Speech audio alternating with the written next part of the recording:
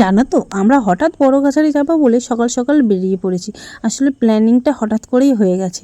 তো যাই হোক, এদিকে আমি যাব, আমার আর কি দুটো ভাই যাবে।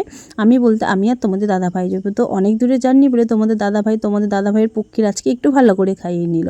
আর এই যে রাস্তাটা দেখতে পাচ্ছ, এখন যে ভিডিওগুলো হচ্ছে না এআই দিয়ে, তো সেই ভিডিওগুলো এই রাস্তাতেই করলেই হয়ে যাবে, কোনো এআইয়ের প্রয়োজন হবে না। আর এটা ছিল আমতলার রাস্তা, খুবই জঘন্য রাস্তা।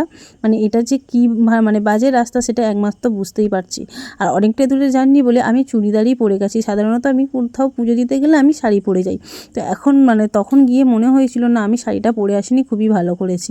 তো কথা বলতে বলতে আমরা বড় কাছাটির গেট পেরিয়ে চলে এসেছি। আর এদিকে দেখো, আমরা সেখানে গাড়ি রেখেছিলাম, জুতো রেখেছিলাম, ওখান থেকে আমরা আর কি ডালাটা নিয়ে নিয়েছি। আর এদিকে দেখো বিভিন্ন পাশে খেলার দোকানও বসেছে। আর আমরা এদিকে দেখো বাবার পুকুরের কাছেও চলে এসেছি। আসলে শ্রাবণ মাস ছিল, শ্রাবণ মাসে এমনিও সবাই পূজা দিতে যায়, আর তাছাড়া সবাই জল চাকাতে যায়। তো যারা অনেকে হয় যে যেমন নিয়ম অনুযায়ী সবাই বড় কাছারির ঘরে হয়, তো আমরাও সেরকম বড় কাছারির ঘরে। তো যাই হোক, তারপর আমরা দেখো বাবার পুকুরে গিয়ে কি একটু বাবার জল ছিটিয়ে নিচ্ছি। আর এদিকে দেখো ওই যে মাসিমাগুলো রয়েছে, মানে কপালে তিলক কাটবে বলে দাঁড়িয়ে আছে। আমাদের তো কোনো কথাই শুনছে না, রীতিমতো মানে কি বলবো, অনেক কিছু মানে অজুহাত দেখিয়ে করে আমরা তারপরে এসেছি।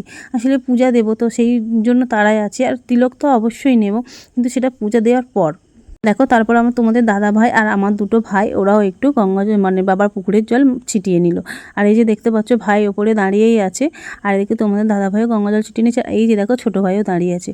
আর এই যে দেখো মা সীতা রয়েছে, আর সীতার হাতে শাঁখা পলা সিঁদুর দিতে হয়, তো আমিও দিয়ে দিয়েছিলাম। আসলে এইটা আগে দেখতাম মাকে দিতে, সেটা এখন আমি নিজে দিচ্ছি। ভাবো ধারণাটা কেমন হয়। তারপর ভাইকে বললাম, ভাই তুই একটু জলের মধ্যে ঘি মধু সব কিছু দিয়ে দে, ও মিশিয়ে নিল। আর এই দিকে দেখো সবাই মানুষ যার কি করা আছে সবাই সবার মানদের জন্য দণ্ডিও কাটছে। তো ভাইকে বললাম, ভাই চল ছোটোবেলার মতন 5 পাক ঘুরে নিই বাবা বড় কাছারির মন্দিরটাকে। কারণ আমরা দেখতাম যখনই বাবা মার সাথে পুজো দিতে যেতাম, 5 পাক ঘুরে তারপরে মন্দিরে উঠতো। তো এটাই হয়তো নিয়ম বা কিছু জানি না, তো এটা বাবা মার থেকে শেখা, তো সেই কারণে আমরাও 5 পাক ঘুরে নিয়েছিলাম। এবার বাবা মাকে ছাড়াই আমরা ভাই বোনরা মিলেই পুজো দিতে গেছিলাম। আর এই যে দেখতে পাচ্ছ সবাই একে কাগজে লিখে ঝাড় আর কি মনের কামনা সেরকম লিখে আর কি দিয়ে দিয়েছে। আর দিকে দেখো আমরাও পূজা দিয়ে নিয়েছি, নিয়ে ধূমবাতিও জ্বালিয়ে দিয়েছিলাম।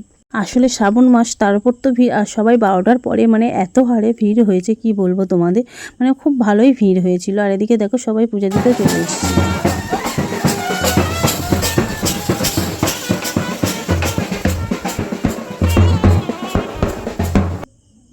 সাথে আমরা একটু খাওয়া দাওয়াও করে নিয়েছিলাম, আর একটা গোপাল কিনে নিয়েছিলাম, সাথে কিছু কেনাকাটিও করে নিয়েছিলাম। তো আমার এই ভিডিওটা কেমন লাগলো অবশ্যই কিন্তু কমেন্ট করো।